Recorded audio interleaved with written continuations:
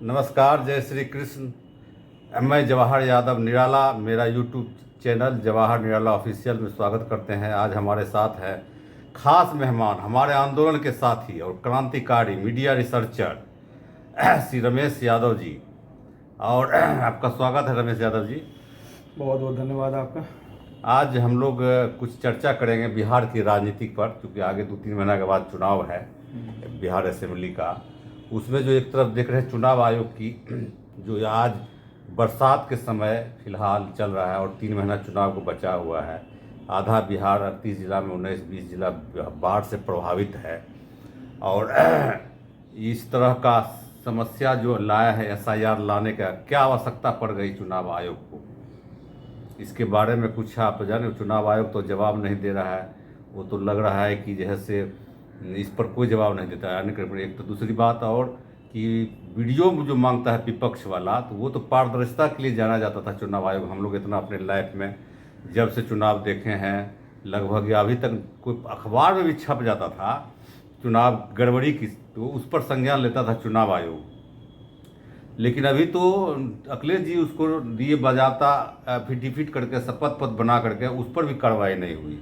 और 65 लाख लोगों का नाम जो कटा है उसमें बहुत जीवित लोगों को, जो गरीब है, पिछड़ा है, दलित है, आदिवासी है, ऐसे लोगों को जिसके पास अपना निरक्षर है, मतलब वो अपने से अपना सूची नहीं दे सकता है, उससे से लोगों को मृत घोषित कर दिया है, नाम कर दिया है, माइग्रेट कर दिया है, उधर स्थानांतरित लिख दिया है। हमने कुछ सूची देखा है, हमारे बूथ पर भी 2-3 आदमी का नाम आया है, वो जीवित है लेकिन वो मृत की सूची में डाल दिया है। तो इस पर जो है से आप अपना दीजिए विचार। सबसे पहले आपके दर्शकों को नमस्कार। और वर्तमान समय में जो राजनीतिक परिस्थिति बना हुआ है, अगर इसको समझना चाहते हैं तो आपको इस देश में RSS, राइट विंग्स, इन सभी विषयों पे थोड़ा गंभीरता से जानना सोचना पड़ेगा। एक मिनट देखिए, चुनाव आयोग पे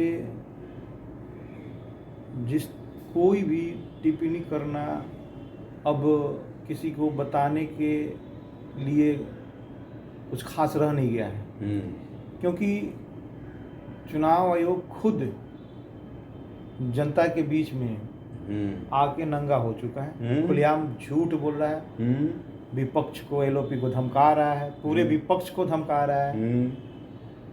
चुनाव आयोग का जो नंगापन है, जिस तरीके से लोकतंत्र को कमजोर करने में अपनी सबसे मजबूती से भूमिका वो निभा रहा है, ये अब किसी से छुपा नहीं है। और देश के मीडिया के जो बुद्धिजीवी लोग हैं, जो इस तानाशाही रवैये के खिलाफ आंदोलन छेड़े हुए हैं, वैसे लोग चुनाव आयोग के एक एक गैर जिम्मेवार जो हरकत किया है अभी तक, वो खोल के पब्लिक के सामने रख दिया गया है। तो मैं इस विषय पे अभी कुछ नहीं बोलूँगा। मैं ये कहूँगा कि इन सब चीज़ों को समझने के लिए आपको समझना पड़ेगा कि RSS और राइट विंग्स क्या है।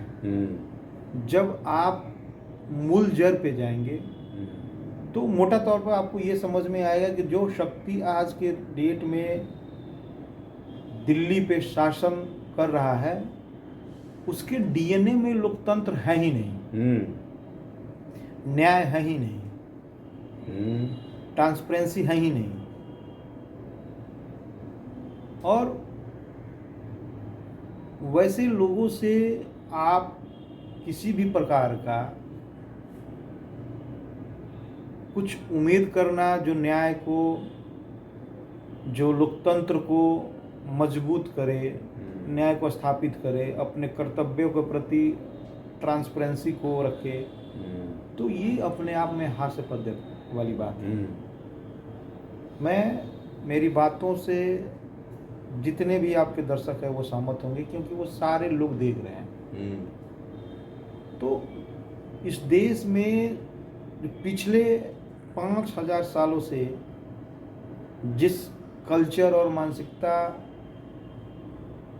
का आधिपत्य है, वो पिछले 75 सालों से वो कमज़ोर पड़ा हुआ था। अब इनको अवसर मिल गया है, देश को वो 1,000 साल पीछे ले जाना चाहते हैं। 1,000 साल? 1,000 साल। ये तो जहाँ पे कुछ लोगों को सभी अधिकार दे दिए जाएंगे, सारे संसाधन का केंद्रीकृत करके सीमित हाथों में दे दिया जाएगा, मानवीय जो अधिकार है इस देश के नागरिकों से छीनकर उन्हें गुलाम की तरह जीवन जीने पर विवश करने का ये षड्यंत्र का अभी शुरुआत मात्र है। अब एक चीज़ बताइए, मोदी जी के सरकार में उनका बैसाखी बना हुआ, उनको सत्ता में अभी तक खड़ा रहने में किन लोगों का हाथ है? उसी समाज का हाथ है जो समाज इस देश में संविधान लागू हुआ तब उस समाज के लोगों को जीने मनुष्य लायक समझा गया, नहीं तो मनुष्य से बदतर जीवन जीने वाले वो समाज के लोग थे।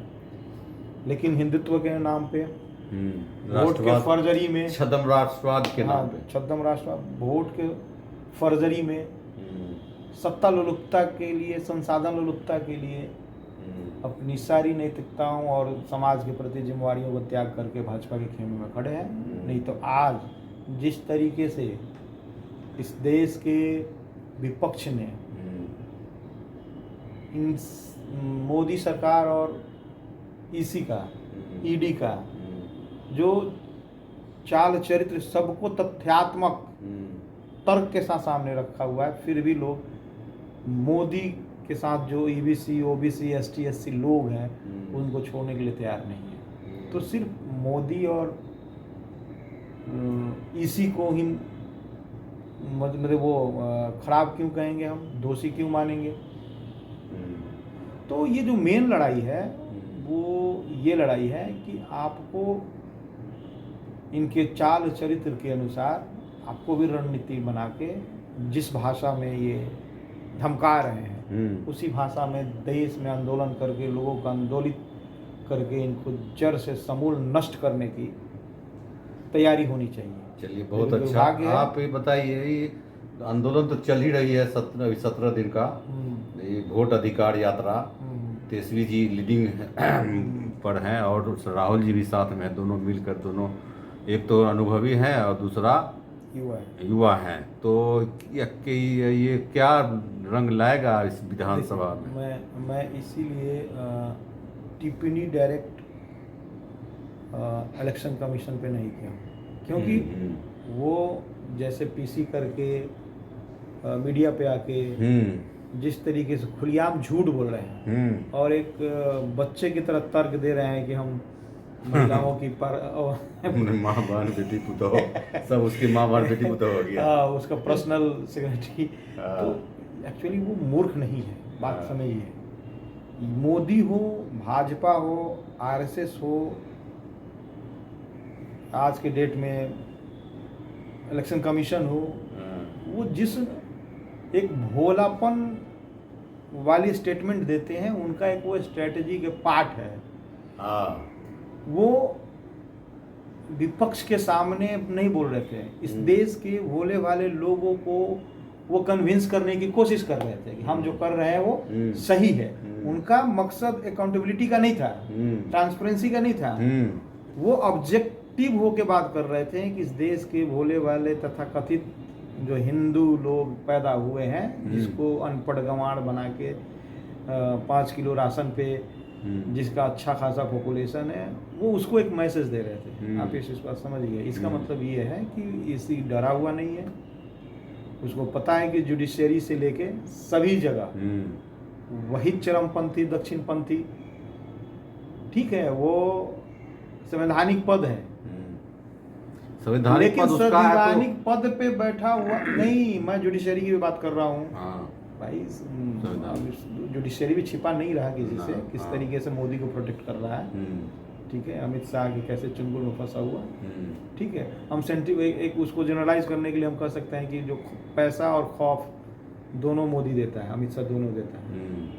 लेकिन मुझे लगता है कि पैसा खौफ के साथ साथ इस देश को जो 5000 सालों से बर्बाद करके रखने वाली जो एक आइडियोलॉजी है, और इस आइडियोलॉजी के जो कट्टर समर्थक है वो हर जगह बैठे हुए हैं इस सिस्टम में। मोदी अकेला नहीं है। तो संक्षिप्त में मैं यही कहना चाहूँगा कि ये लड़ाई जो है जिस तरीके से शुरू हुआ है, मेरे समझ से अच्छी बात है, एक अच्छी शुरुआत है। लेकिन जब तक ये जन आंदोलन का रूप नहीं लेगा तब तक इस मोदी तो हट जाएगा, समस्या इससे खत्म नहीं होगा। मोदी हर जगह समस्या खत्म नहीं होगा, समस्या खत्म नहीं होगा। ये लड़ाई उस विचारधारा से है, उस दक्षिणपंथी उन्माद से है, ठीक है। उस उन्माद को खत्म करने के लिए आपको समाजवादी विचारधारा को खड़ा करना पड़ेगा। पढ़े लिखे सभी वर्गों के पढ़े लिखे लोगों को रोड पे आना पड़ेगा।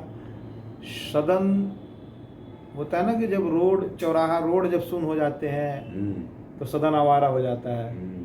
हमारे जो वैचारिक हाँ, तो हम लोग जो यात्रा पर चर्चा कर रहे थे, तो इस यात्रा से यहाँ की जनता को, चाहे यहाँ राष्ट्रीय जनता दल को क्या लाभ मिलने वाला है आगे विधानसभा असेंबली चुनाव में, और मोदी को क्या हानि होने वाला है, नीतीश जी को क्या हानि होने वाला है, उस सब का तो बोलती बंद है इस यात्रा से। जितना भीड़ देख रहा है, हम लोग जितना भीड़ देख रहे हैं खास करके, तो इस मामले में आप कुछ बता रहे थे तो आगे बढ़ गए थे हम लोग। जी जी, बताइए। निश्चित तौर पे लोग आंदोलित हो रहे हैं, और सबसे बड़ी बात है ये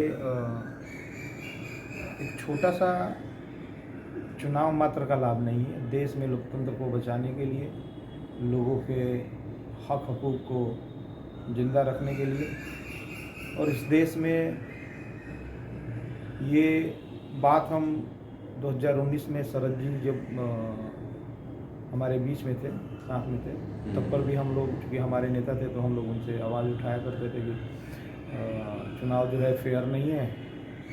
तो इस पर रणनीति होनी चाहिए, और भाजपा को और मोदी जी को घेरने की तैयारी होनी चाहिए। क्योंकि बहुत सारी परिस्थिति थी, तो सहमत होते हुए भी चूँकि ये नया मुद्दे जो पब्लिक डोमेन में गया था, और हमारे जो नेता थे वो कुछ इंतज़ार में थे, तो थोड़ा लेट ही सही लेकिन सही समय पे तेजस्वी जी के नेतृत्व में और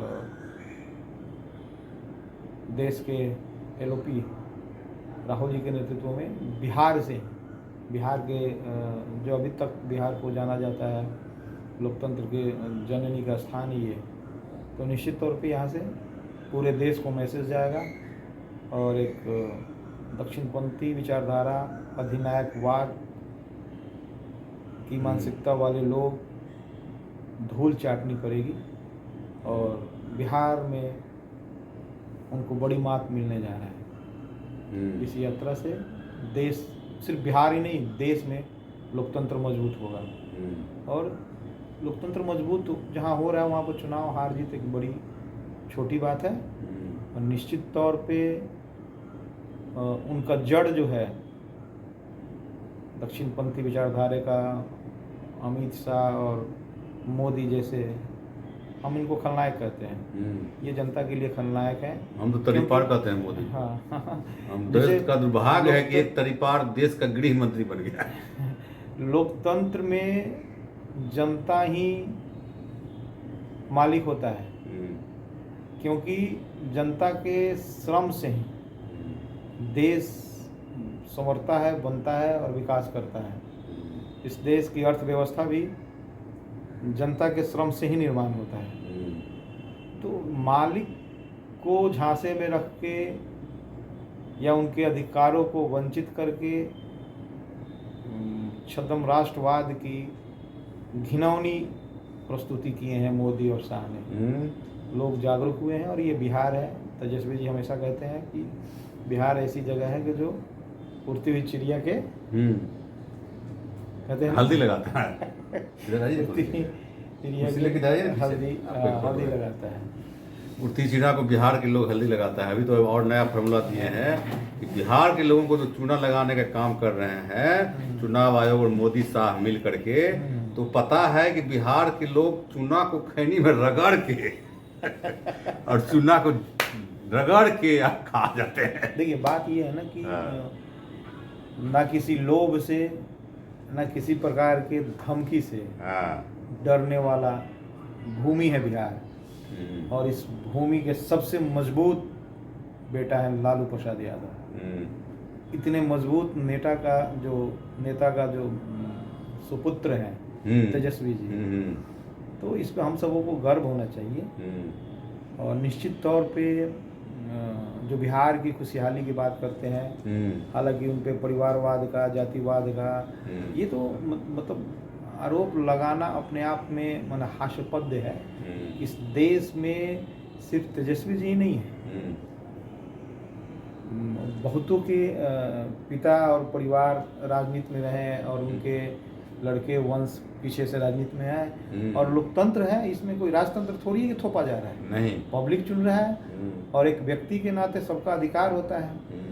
तो एक बड़े नेता के रूप में पूरे देश भर में तेजस्वी जी ने अपने आप को खड़ा किया है।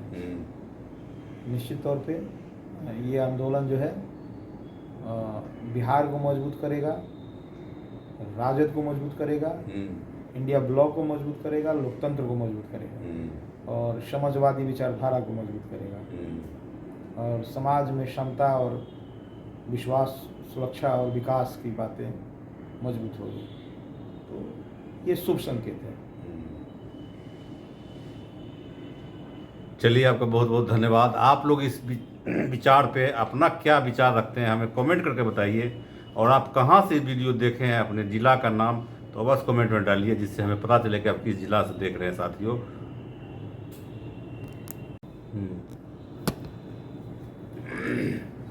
जैसे आप इस बात को समझिए, अभी हम देखते हैं कंचना यादव को,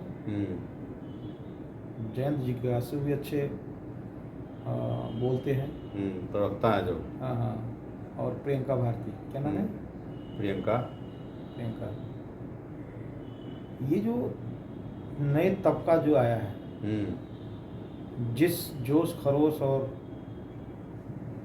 ईंट का जवाब पत्थर से देने वाले दक्षिणपंथी नुमाइंदों को जिस तरीके से ये लोग उसकी औकात बताते हैं, इससे समाज में अच्छा संदेश गया है, लोगों में आत्मविश्वास बढ़ी है, राजद के प्रति आकर्षण बढ़ा है। तो सही तौर पे राजद के जो भी रणनीतिकार हैं, तेजस्वी जी के नेतृत्व में जो भी लोग काम कर रहे हैं, सही पात्र में वो बिहार के जनता की तरफ से, युवाओं की तरफ से धन्यवाद के पात्र हैं और स्वागत योग्य है।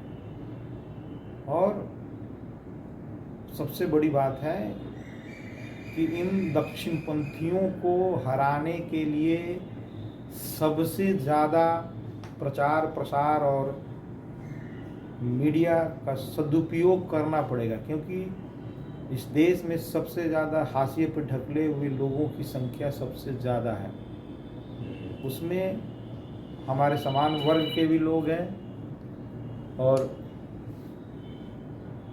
वो भी दक्षिणपंथी विचारधारा के शिकार है। हमारे समान वर्ग के लोग हैं, वो हमारे भाई हैं, हमारे गांव में हैं, हमारे सुख दुख में हैं, वो सब है।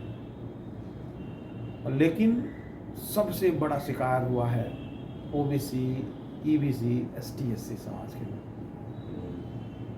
तो तेजस्वी जी के नेतृत्व में जो रणनीति बना है और नई प्रवक्ताएं लोग जब चैनल पे आके जब बातें करती हैं, तो जो कुछ भी नए लोग हैं जो राजनीति की तरफ इंटरेस्ट कम रखते हैं या उनको ज्ञान कम होता है कि राजनीति में क्या चल रहा है और किस स्थिति परिस्थिति के लिए देश के कौन लोग जिम्मेवार हैं वो सही तरीके से समझाता है। तो इस वीडियो में अगर ये हमारे नेताओं के पास जाए तो मैं ये कहूँगा कि और जो हमारा समाज है, ओबीसी, एसटी, एससी, चाहे वो वैश्य समाज हो, चाहे हमारे ईबीसी समाज से, ऐसे लोगों को मीडिया में और जगह दिया जाए, क्योंकि वो उस तबका से आएंगे तो उस तबका का दर्द समझेंगे और किस तरीके से समतावादी विचार को आगे बढ़ाएंगे, और जो सामंती लोग हैं, जो दक्षिणपंथी लोग हैं, उनकी जो षड्यंत्र है और उनके जो पॉलिसीज़ की वजह से, षड्यंत्र की वजह से जो समाज हाशिए पे ढकले जा रहे हैं, उनके खिलाफ एक ये सूचना क्रांति लोगों को आंदोलित करेगा। तो मैं ये अलग से विशेष आपसे निवेदन करके ये बाइट में दे रहा हूँ, और इस वीडियो को ज़्यादा से ज़्यादा शेयर करें ताकि हमारे जो रणनीतिकार हैं, हम लोग ज़मीन पे रहने वाले लोग हैं, जनता के बीच में रहते हैं, तो जनता के सेंटिमेंट्स को समझते हैं कि हमारी बहन, हमारी बेटी जब एक आरएसएसवादी और भाजपावादी लोगों को करारा जवाब देती है, तो देखते हुए हम लोगों का सीना कितना चौड़ा होता है और कितना ऊर्जावान हो जाते हैं, और किस तरीके से हम आंदोलन के लिए प्रेरित होते हैं। चलिए, बहुत बहुत आपका धन्यवाद।